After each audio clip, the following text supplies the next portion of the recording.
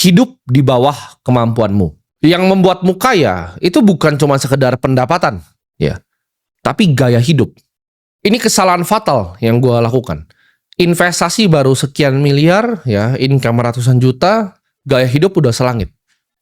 Kalau gue tahan sedikit aja waktu itu, ya. Memang pas awal-awal masih jutaan, itu gue tahan terus ya. Jutaan masih tahan ya, puluhan juta masih tahan-tahan dikit. Ketika ratusan juta sampai miliar uang gue, itu gatel pertama tuh dimulai di situ. Kalau gue bisa tahan waktu itu, gue investasikan, gue compounding, mungkin uang gue 2 kali lipat dari sekarang. Waktu punya duit sedikit, sudah beli beberapa jam tangan Rolex yang murah-murah itu untuk pamer ya, ke teman, ke orang lain. Untuk dirasa keren, untuk diakui oleh teman-teman sekitar. Setiap pendapatan naiknya drastis, waktu naiknya kecil enggak? Ya, ketika pendapatan naiknya drastis, nah gaya hidupnya mulai naik drastis juga waktu itu. Di tahap itu adalah gue adalah anak muda yang nggak ngerti untuk membedakan antara mana namanya kebutuhan ya dan mana yang namanya keinginan. Ini sulit untuk waktu itu gue bedakan. Gue rasa keinginan ini kebutuhan nih, kebutuhan untuk gue pamer, kebutuhan untuk gue cari validasi, kebutuhan untuk gue tunjukin ke semua orang bahwa gue orang paling hebat.